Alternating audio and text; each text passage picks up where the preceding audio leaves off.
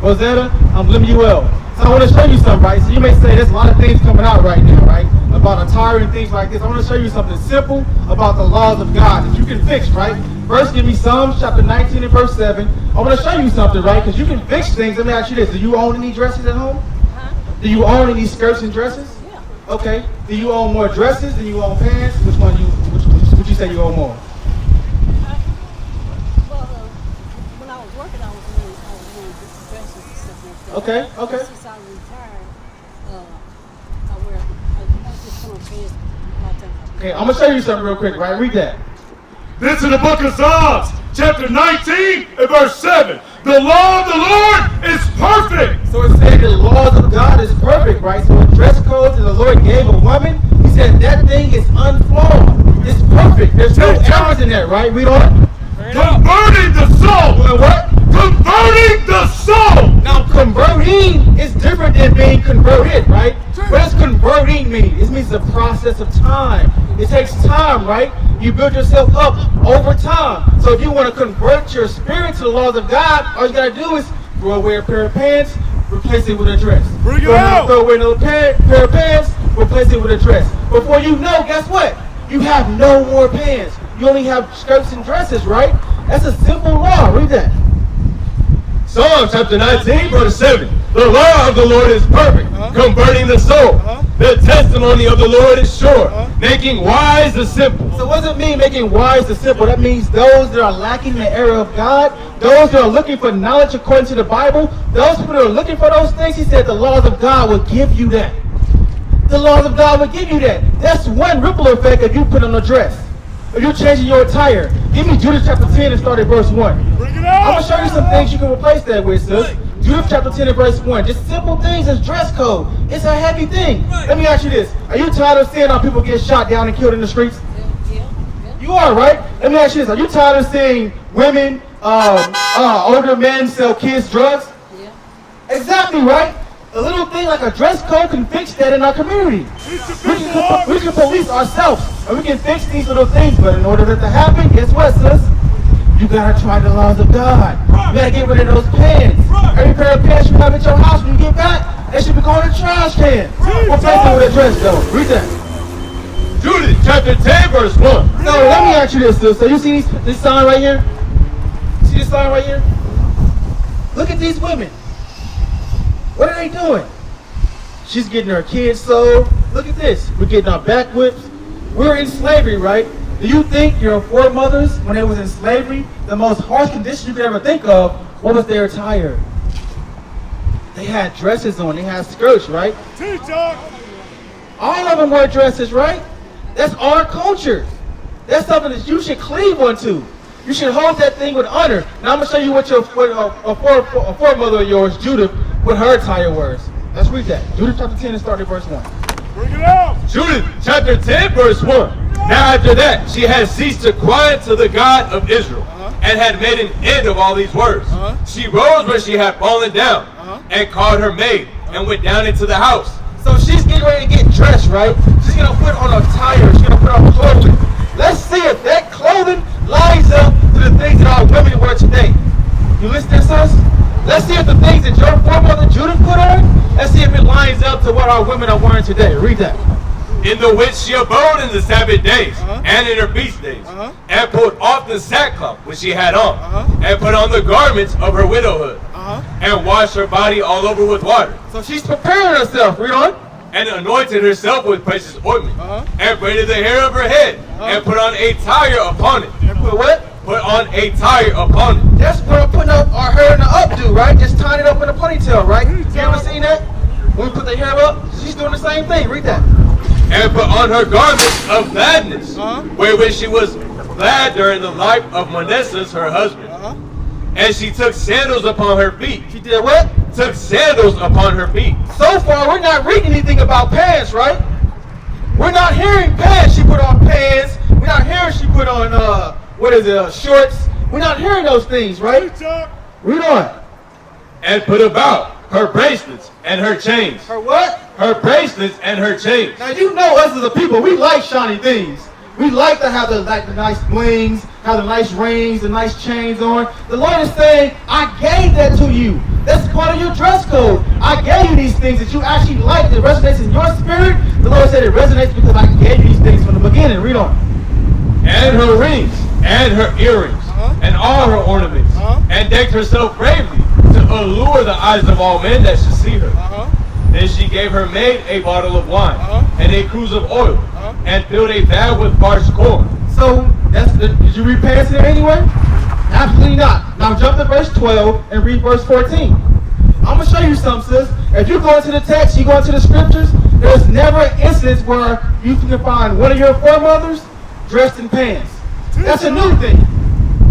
A white woman, Amelia Bloomer, came up with that, and she gave you that to disconnect you from your heritage. To disconnect you from those things. So understand that you, as a, what tribe are you from, sis? According to the sign. A Judite. You as a Judite have a connection with the Most High God. They understand these things. That's why they gave you these pants. Judiths 12 and verse 14. Chapter 12, 14.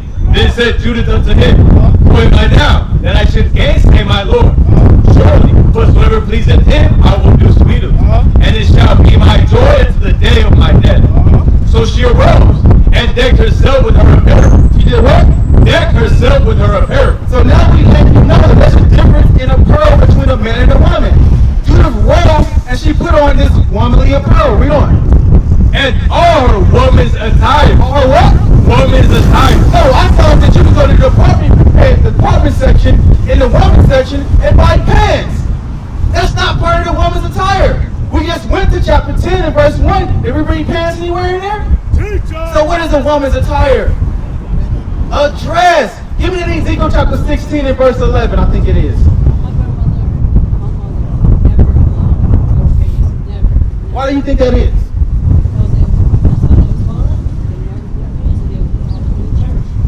It's not about the churches. It's about having the neck being tapped in, being one with the Most High God. He gave us these laws. It resonates in our spirit, whether you know it or not. Your mothers and your grandmothers, they never wore pants because it was never part of our culture. It was never part of our culture. A white woman decided with her white man that she's going to give you these things. And now our sisters glory in those things. They go to the department store and they find the tightest pants they could ever want to find. I got you.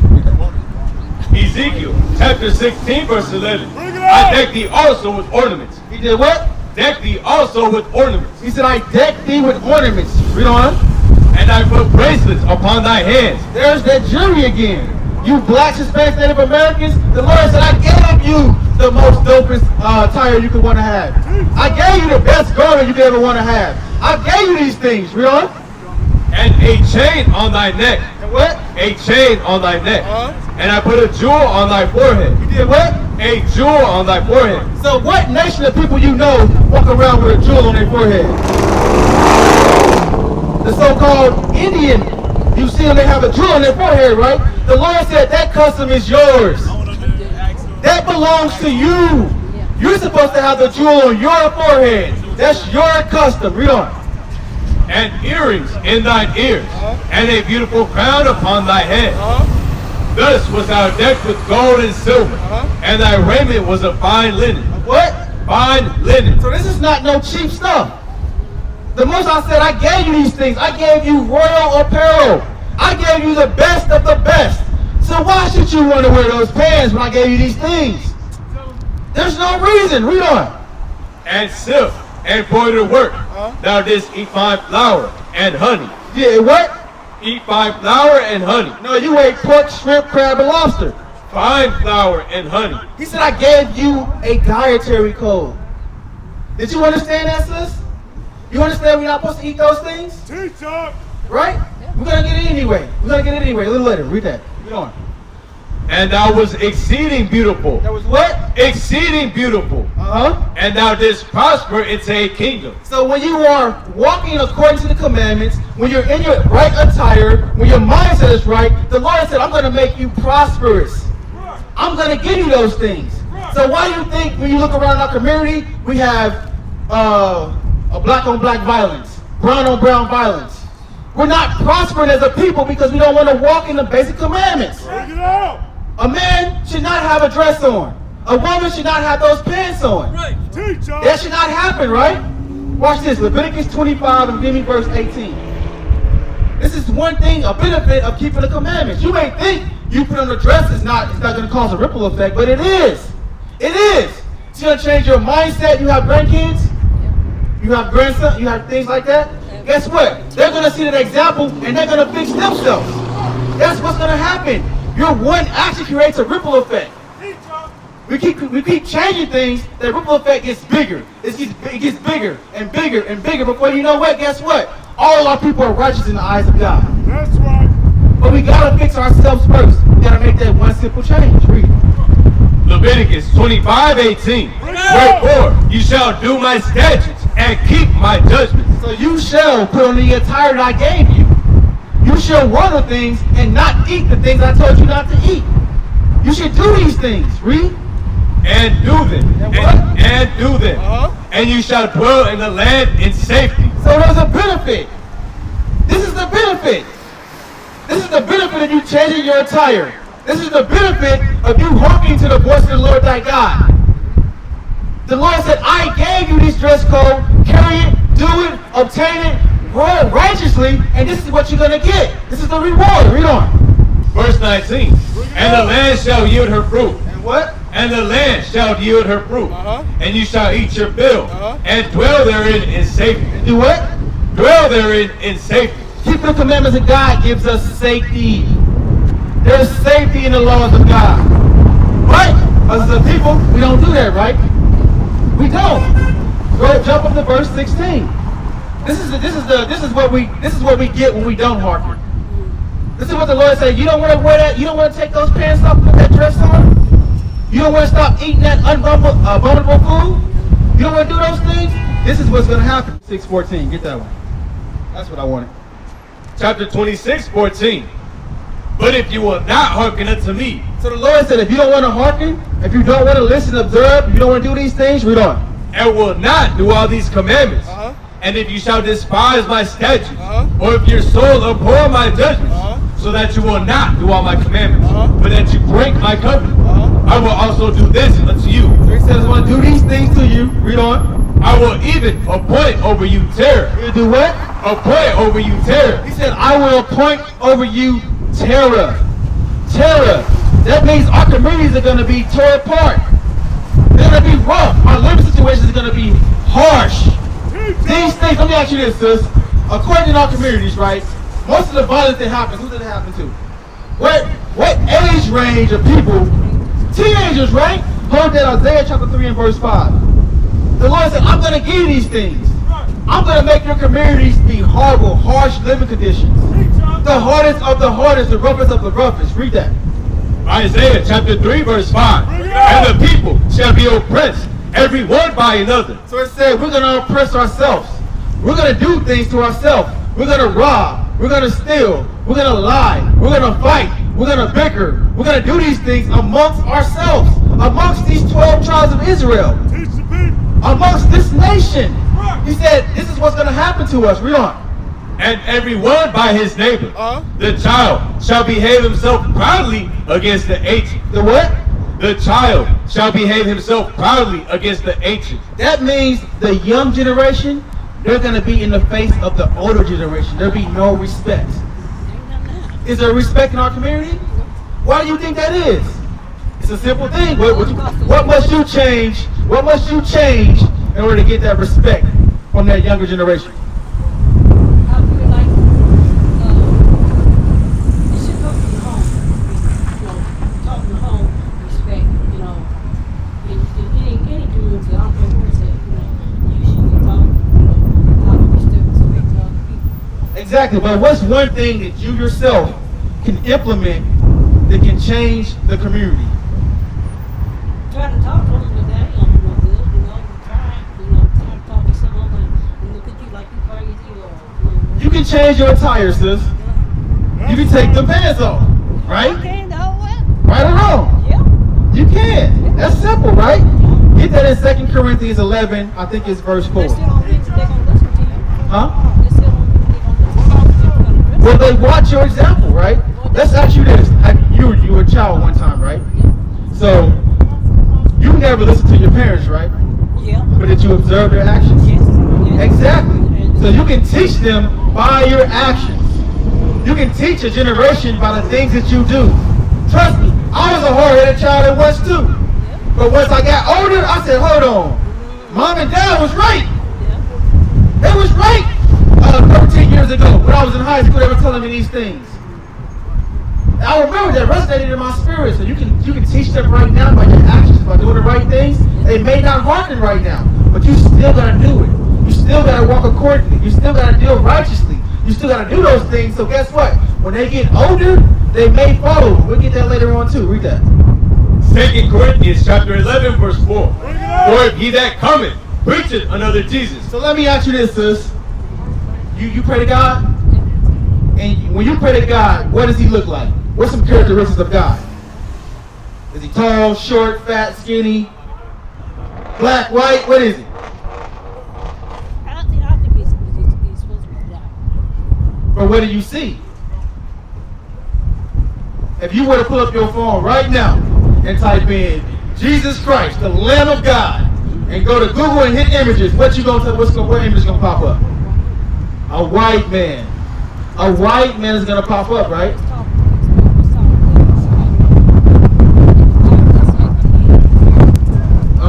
And guess what? I wanna say you're right. You're right. He did say that. But I wanna touch this point real quick. Read that again. For if he that cometh preacheth another Jesus, whom we have not preached, or if you receive another spirit. So that another spirit is our women's attire, our dress code. That's another spirit for our people. We don't know those things. Read on. Which you have not received, or another gospel, which you have not accepted. That gospel goes into your denominations. That goes into Baptist. That goes into Pentecostal. That goes in Seventh-day Adventist. That goes into those things. Those doctrines, those denominations is another gospel. They don't line up in the Bible. They'll take those things. They'll go to Acts chapter 2 and read about the Feast of Pentecost and make a whole religion off of it. But not keep the Feast of Pentecost during the High Holy Day. It makes no sense. Read on. Verse 4. For the weapons of our warfare are not carnal. That means the laws of God, they're not carnal. We don't have ammunition. We don't have machetes. We don't have automatic rifles, right? We don't have those things, right? We don't. Are not carnal, but mighty through God. They're what? Mighty through God. So our actions are mighty. The laws of God is mighty. And let's guess what? When we're on one accord as a nation, keeping the laws of God, this is what's going to happen. Read on. To the pulling down of strongholds. So what? Pulling down of strongholds. The Lord said we're going to pull down those strongholds. We're no longer going to be called blacks, niggas, things like that. African Americans. That term is older than I am. In 1988, Jesse Jackson coined that thing. And guess what? It actually originates from two white men.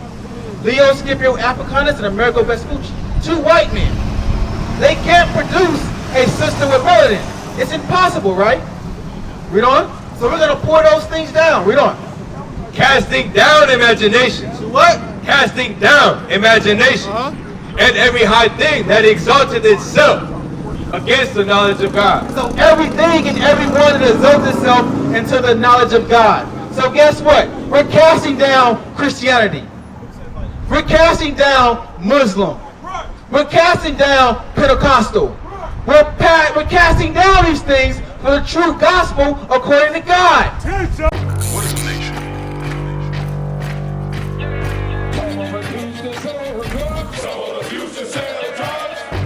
Nation is men leading by example.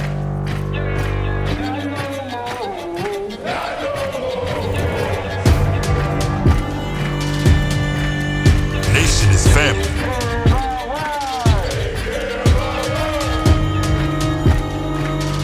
Nation is community. Nation is children with role models.